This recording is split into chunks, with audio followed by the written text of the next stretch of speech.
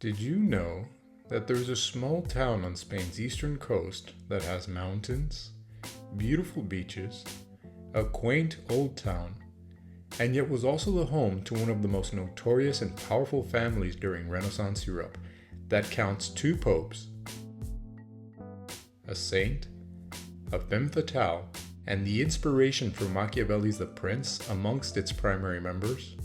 Join us as we show you the fascinating place that is Gandia. ¿Listos? Vamonos!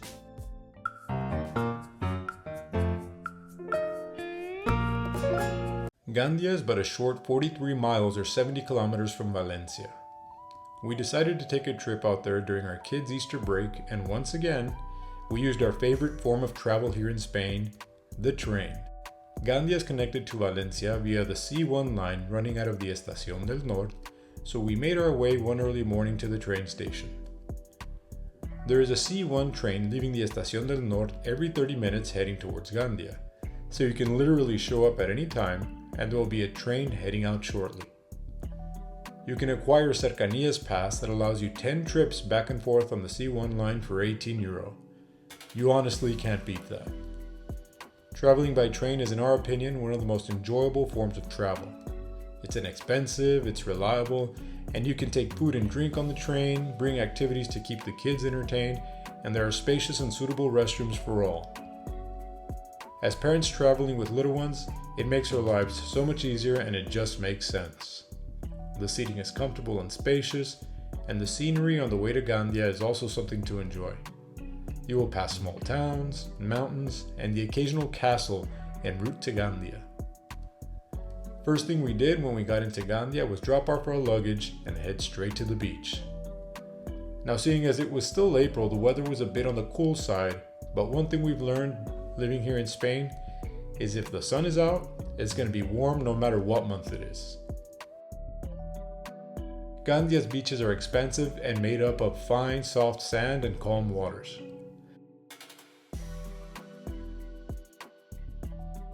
There are areas of entertainment for everyone up and down the beach. There are playgrounds, basketball hoops, beach volleyball, designated kite areas, and even cornhole. Beach bars with food and live music are found every couple of 100 meters. There's a large promenade along the beachfront with restaurants, bars, clothing stores, and more ice cream shops than you can count. For you cat lovers out there, there is even a cat colony along the port where one can fish off the jetties, stare at some of the biggest seagulls you've ever seen, or race your kids to the small lighthouse. The old town of the city is quaint and easily walkable. You can sit at a cafe in the Plaza del Ayuntamiento and enjoy the views of the Colegiata de Santa Maria and of the Ayuntamiento itself. There was an unassuming statue that stood in front of the Ayuntamiento of one of the former Dukes of Gandia. The last name, Borgia, sounded familiar, but I paid little notice and we continued our trek through the town as we enjoyed viewing its historical sites. We walked along the exterior of the Palacio Ducal and once again encountered the Borgia name. I made note of that along with a poster of an image that would make most Americans think of hatred, but has been a sign of penitence and humility during Holy Week in Spain since before the founding of the United States. We walked along, enjoying all the standing history Gandia still had to offer, such as parts of the old walls of the city. As we entered another plaza, there were 5 statues standing together. Once again, it was the Borgia name that stood before us. This time it was inscribed on every placard of the statues that stood before me. 2 popes, a saint, a dashing man, and a beauty holding her breast comprised the 5 figures.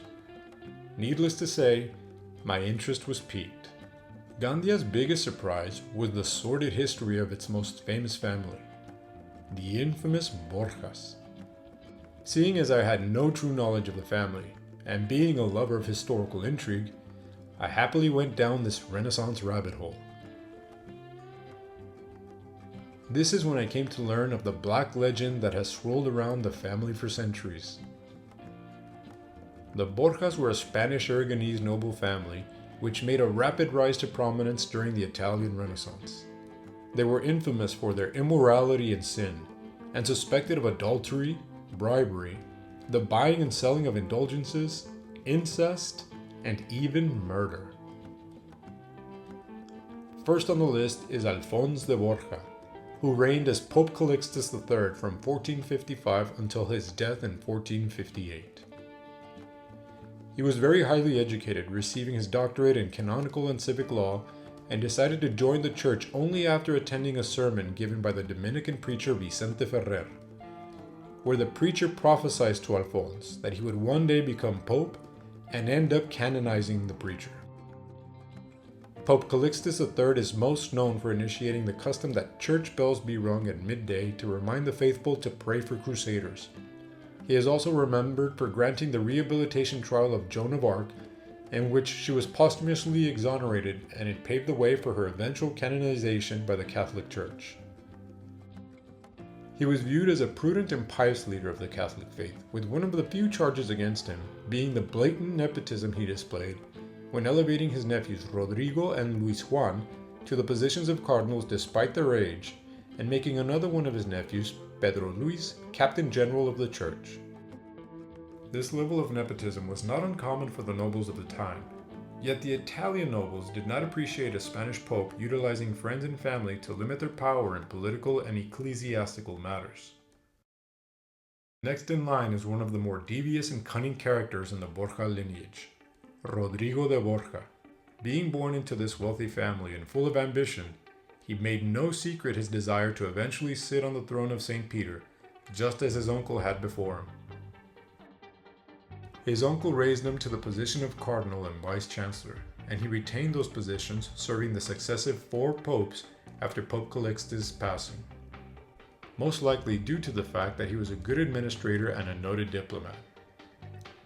During this time, he had already displayed those characteristics for which he has been historically criticized: his fondness for women, his corruption, and his cruelty.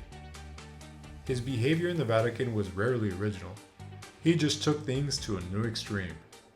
He made no secret of the fact that he was in the church for what he could get out of it, and he got a very great deal. He used his blatant nepotism as pontiff to enrich his family, even when it went against the interest of the Papal States. He sired 7 children by 3 women, 4 of whom he recognized as heirs, and bestowed on them honors, lands, and titles. He bought the Duchy of Gandia from King Ferdinand II for his son Pedro Luis, who became the first Duke of Gandia. He was ruthless in his mission to seize land in Italy that would serve as a temporal kingdom for his family. In 1493, he issued the papal decree known as the Doctrine of Discovery, in which he grants Spain and Portugal the rights to colonize the Americas and convert and enslave its peoples. This effectively gave Spain a monopoly on the lands in the New World. Next in line is Cesar Borgia, who was Pope Alexander's favorite son and the one who reaped the largest benefits when his father was elected pope. He was made Captain General of the Papal Army and was also made Duke of Romagna and given territories that were under the authority of the Vatican. He utilized deception and force to subdue the numerous lords in the area who paid little attention to the papal authority. Niccolò Machiavelli himself wrote after meeting Cesar Borgia, "This gentleman is truly splendid and magnificent, and in war there is no great undertaking that does not seem small to him. In the pursuit of glory and territory, he is tireless and knows neither fear nor fatigue." He would serve as the model for Machiavelli's greatest work, The Prince. After his father's death and subsequent rise of his dead father's enemy to the papal throne, Cesar was stripped of his dukedom in order to be arrested by Pope Julius II. He fled to Naples, then to Navarre, where he subsequently met his end in the same manner he had lived most of his life, on the battlefield. Lucrecia Borgia was the beautiful daughter of Pope Alexander VI and was considered at the time a cruel and depraved woman. She was said to have committed all sorts of atrocities during her father's reign as pope, such as incest with her father and brother, witchcraft, and is even accused of owning a hollow ring in which she stored poison to pour into some unsuspecting victim's cup. Her father used her as a valuable pawn to further the family's interest via politically motivated matrimonies. Yet when these marriages proved no longer fruitful, they were annulled or the family resorted to outright murder.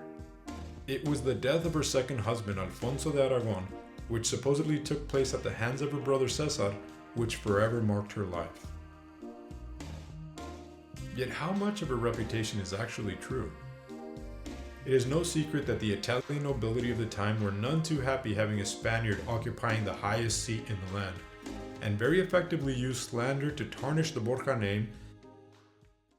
Yet more recently, modern historians claim that there is no actual evidence for the accusations leveled at Lucrecia Borgia during the time when she was alive. There has even been an active campaign to restore her image as one of the more virtuous and praiseworthy women of her time. The last Borgia who is honored with a statue in Gandia is Francisco Borja, who eventually became canonized as San Francisco de Borja. He was the great-grandson of both Pope Alexander VI and King Ferdinand II of Aragon. He served in the court of his second uncle King Charles I of Spain. He married a Portuguese noblewoman and had 8 children with her. Upon her death, he renounced his title as 4th Duke of Gandia in favor of his son and became a Jesuit priest. He helped establish the Gregorian University in Rome and founded the first Jesuit university in the world in Gandia itself in 1549. The Borja family continues to captivate public imagination centuries after their fall from power. Novels, films, and television series often portray them as cunning, ruthless, and morally corrupt. Needless to say, Gandia was a pleasant surprise and much more than I expected. But let us not forget the long shadow of the Borja legend that makes Gandia a truly unique Spanish gem. Thank you guys for watching. Hasta luego.